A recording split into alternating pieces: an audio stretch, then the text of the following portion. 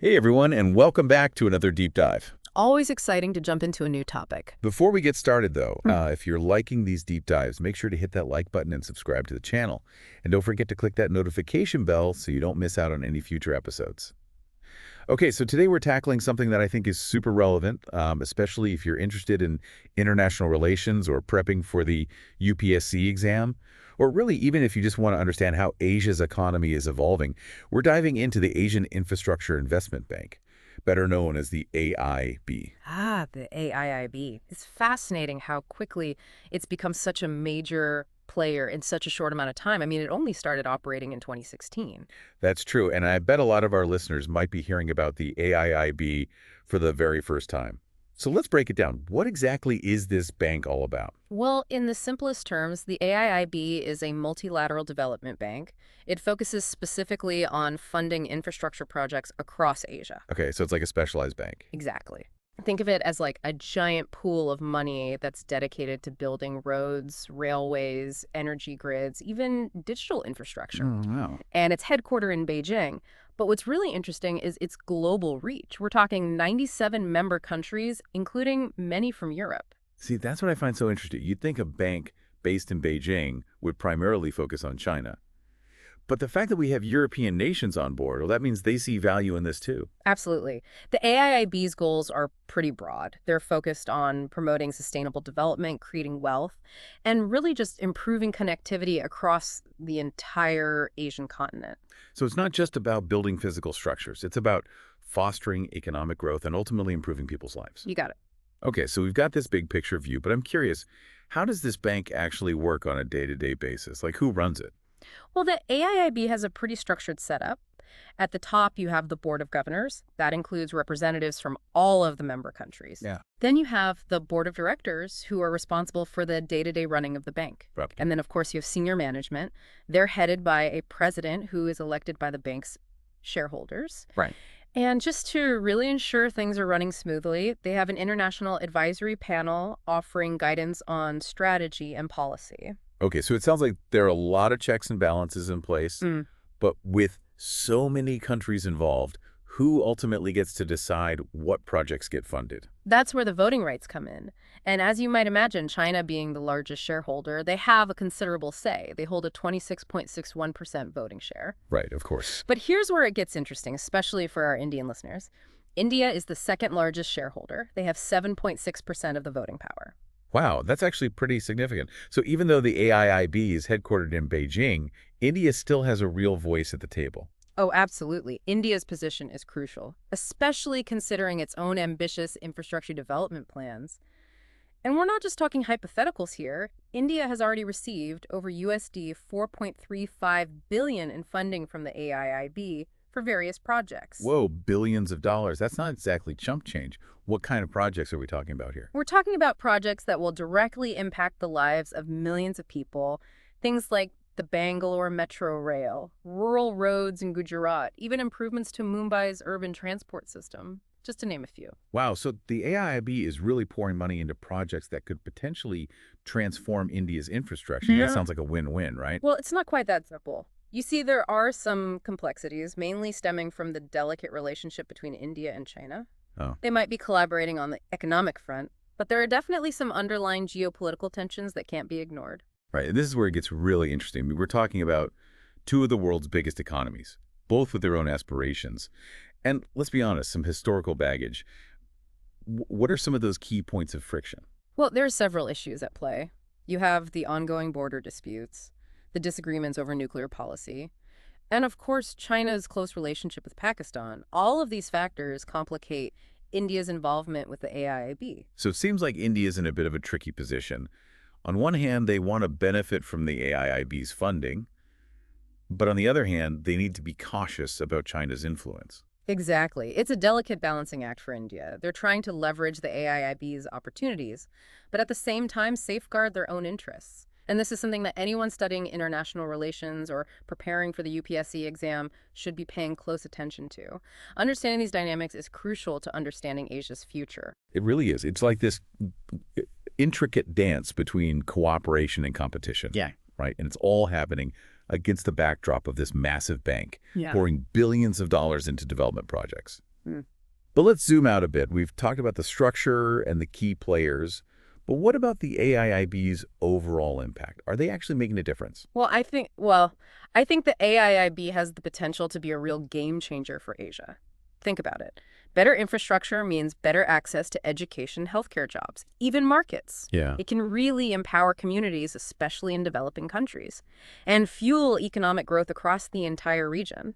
And let's not forget about the environmental aspect. The AIIB emphasizes sustainable development, so their projects are designed to minimize their environmental footprint and even contribute to tackling climate change. Okay, so it's not just about concrete and steel. It's about building a more sustainable and prosperous future for the whole region. I like that.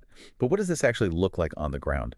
What are some of the specific projects the AIB is funding? Well, the AIIB's portfolio is incredibly diverse. They're funding everything from renewable energy projects in Bangladesh to urban development initiatives in Indonesia. But one project that really highlights their approach is the Dhaka-Sylhet Road Corridor Improvement Project in Bangladesh. Okay, what's so special about that one? Well, it's a great example of how the AIIB is literally connecting different parts of Asia. This project is upgrading a 210-kilometer road corridor, which will drastically reduce travel time and transportation costs. Got it. This not only boosts trade and tourism within Bangladesh, but it also strengthens connectivity with neighboring countries like India. So it's kind of like physically building bridges between nations. Yeah. Both literally and figuratively. It's not just about physical infrastructure. It's Mhm. about connecting economies and creating opportunity. Exactly. And it all circles back to the AIIB's core mission of fostering economic and social development across Asia. I see. But how does all of this get funded? I mean, where's all this money coming from? We keep throwing around billions like it's pocket change.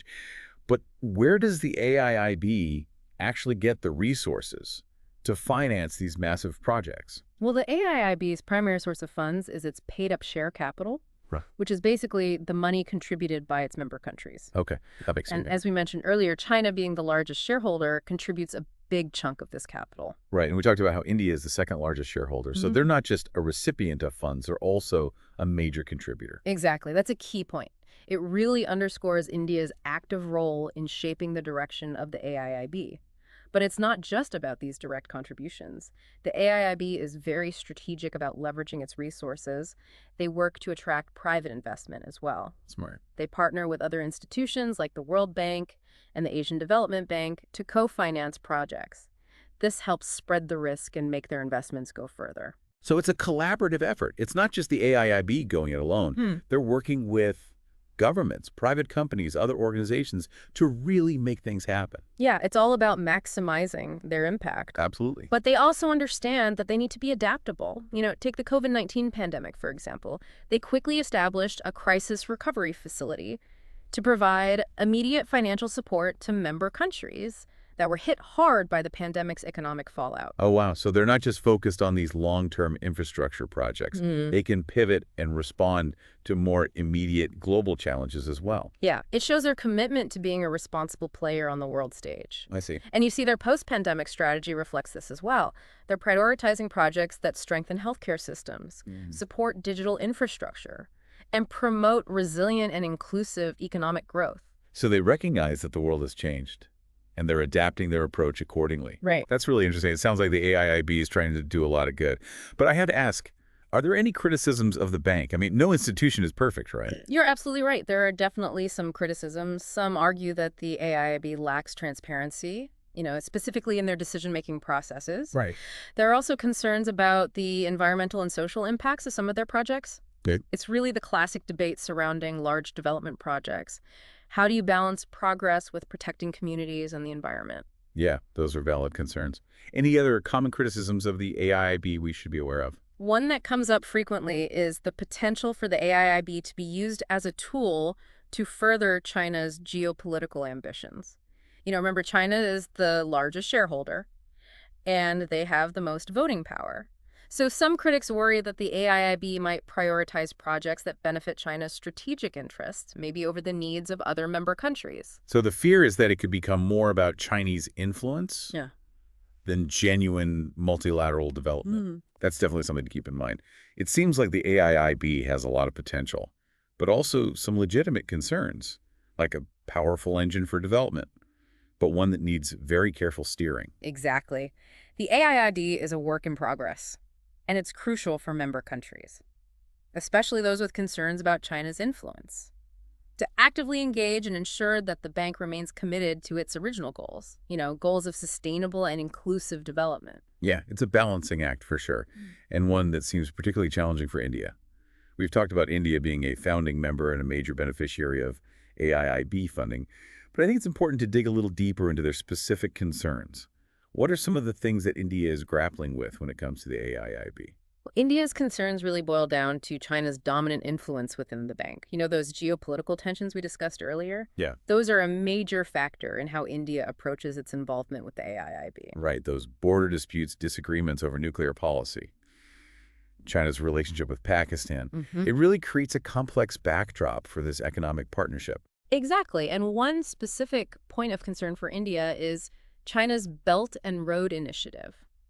India views this initiative with a lot of suspicion, and they're wary of the AIIB being used to fund projects that ultimately serve China's strategic goals more than the needs of other member countries. Can you remind us what the Belt and Road Initiative is all about? I'm sure some of our listeners might not be familiar with it. Sure, think of it as a massive infrastructure development strategy launched by China. It's basically a network of roads, railways, pipelines, and ports stretching across Asia, Europe, and Africa. Wow. It's incredibly ambitious and has the potential to really reshape global trade and geopolitics. So India's worried that the AIIB might end up bankrolling projects that advance China's agenda under the guise of this Belt and Road Initiative. That's a key concern, and it's not entirely unfounded. The AIIB has already funded several projects that are part of the Belt and Road Initiative. So India is walking a tightrope, trying to benefit from the AIIB while making sure it doesn't become a tool for China's geopolitical ambitions. It's a tough spot to be in. So what's India doing to navigate this complex situation? Are they just passively accepting this risk, or are they taking concrete steps to protect their interests? Oh, India is definitely not just sitting back. Yeah. They're actively engaging with the AIIB, making their voice heard, and pushing for greater transparency and accountability within the bank. They're also using their voting power to try and influence project selection, making sure that the AIIB's investments align with India's own development priorities. So a proactive approach. Yeah. They're trying to shape the AIIB from within, ensuring it serves their interests while still contributing to broader development goals. Precisely. And it's not just India that's doing this. Other member countries, particularly those who share concerns about China's influence, are also working to make sure the AIIB operates as a genuinely multilateral institution. It sounds like there's a real push for balance within the AIIB. So what does the future hold for this bank? Will it fulfill its promise of becoming a force for positive change in Asia, or will it get bogged down by these geopolitical rivalries? It's tough to say for sure. The AIIB is still a relatively young institution, and its future trajectory really depends on how it manages these geopolitical tensions and whether it can maintain its commitment to sustainable and inclusive development.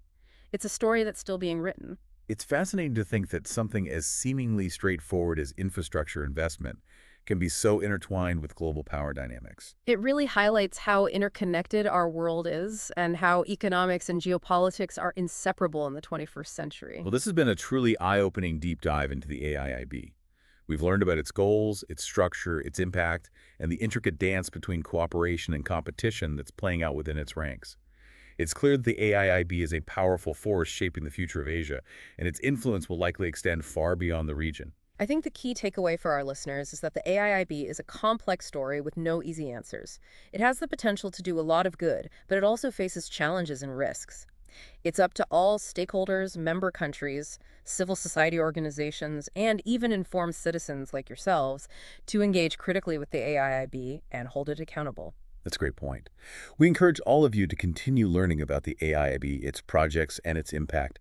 Stay informed and engaged, because your understanding can help shape the direction of this powerful institution.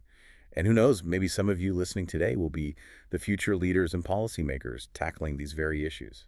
Yeah, that's a thought-provoking idea. Thanks for joining us on this deep dive into the world of the AIIB. We hope you found it informative and engaging.